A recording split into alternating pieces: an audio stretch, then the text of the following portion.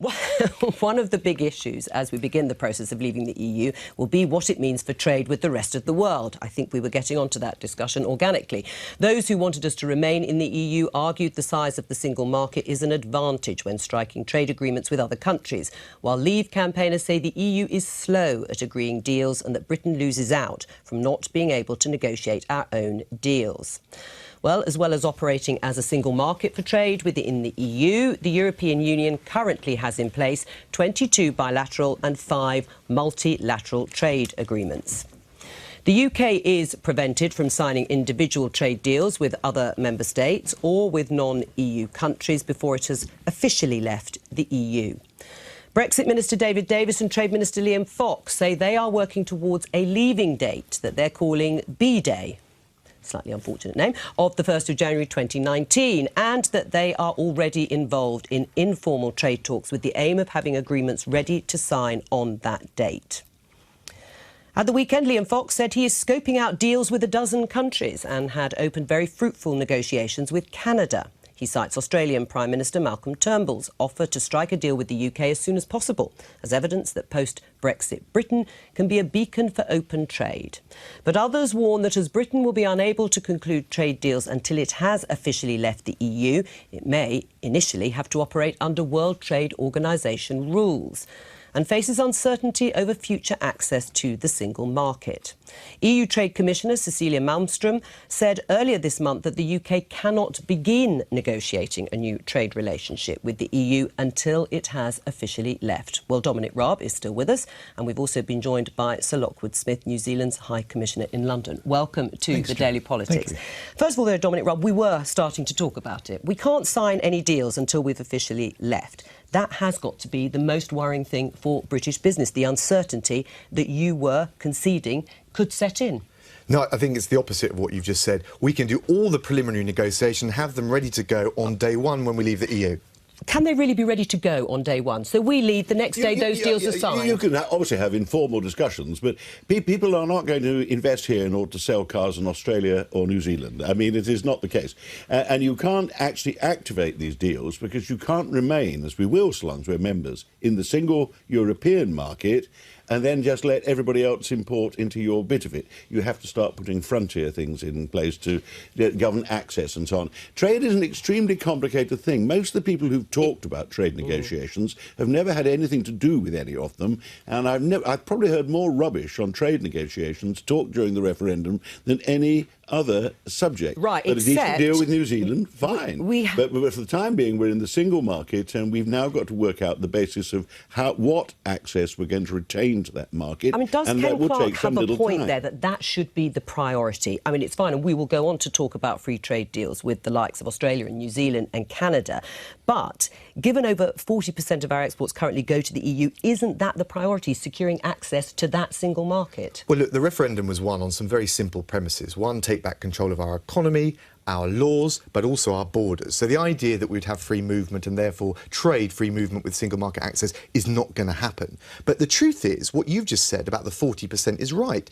The gradual share of UK exports has shifted from the continent to the growth opportunities from Latin America to Asia. And let's just remember, I know you want to move on, why that's important. Strike more free trade deals, boost jobs at home, but also cut prices in the shop. But that wasn't my question, was it? That's all absolutely fine. I'm saying what should be the priority? Well, I answered it very directly. Well, if we're you're not going to trade free movement for access to the single market. But the truth is there's massive mutual self-interest in making sure that we keep that trade going, because we've got a £68 billion trade deficit with the EU. They sell us more cars, French wine and all these things to us than we sell them. Why on earth would the French and the Germans go into elections in 2017 on a manifesto promising to hike trade barriers? Does New Zealand want to sign a free trade deal with the UK?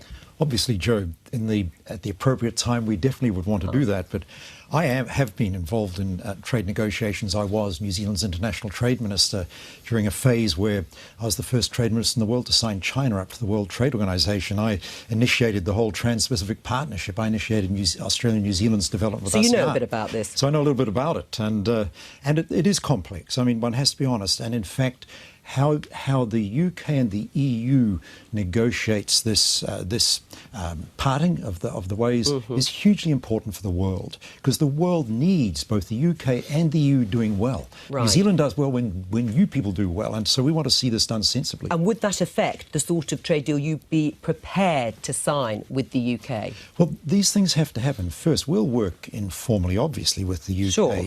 but in fact, there are a couple of things have to happen. First, this negotiation with the EU, how the exit will happen, and then the future trade relationship. But also at the WTO, the UK has to actually establish its schedule at the WTO, and that may involve just replacing the word EU with the UK.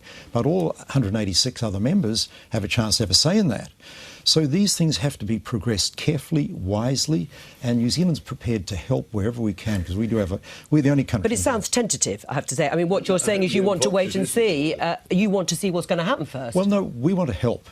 We think that it's not a matter of waiting to see what's going to happen. We want to help the UK sort out the steps and how to get a really good outcome, because it's in our interests that the UK does. Right. So, I mean, in that sense, there's also talk that being too eager to sign up to trade deals with the likes of New Zealand, Australia, informally, so until actually the UK leaves the EU, all these informal talks, that you will give away too much. There'll just be too much eagerness to have these deals ready on the table to go, as you say, on day one, that mistakes will be made. No, I don't think that's the dynamic. By the way, I also used to negotiate investment protection agreements at the Foreign Office, so I know what it's like bilaterally to negotiate some of these deals. What we should do is go to countries like New Zealand and Australia.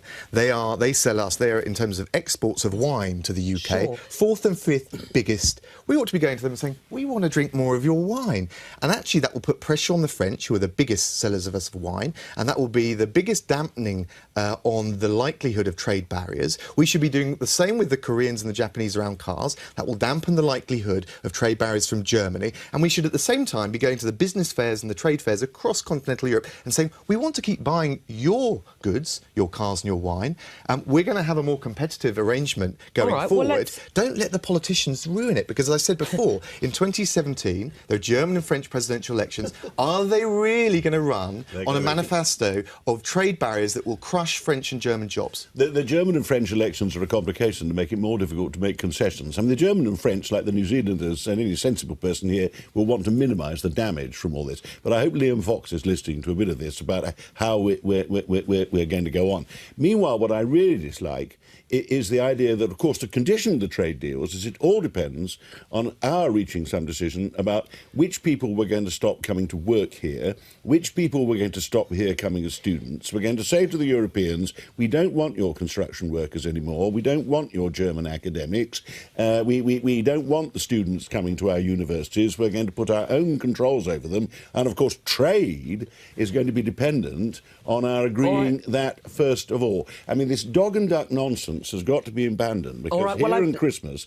we've got to get back to the kind of trade relationships that will make it easier to get... But Ken Clarke, people will have to respond to the vote as it was. We've sort of run out of time, but very briefly, do you think you will sign up a deal the day after Brexit actually happens? We certainly want to be involved in the informal work, but it's got to be done sensibly and wisely, and the EU's got to be part of this. It's got to be done in a balanced way with wise heads and smart minds. All right. Thank you very much.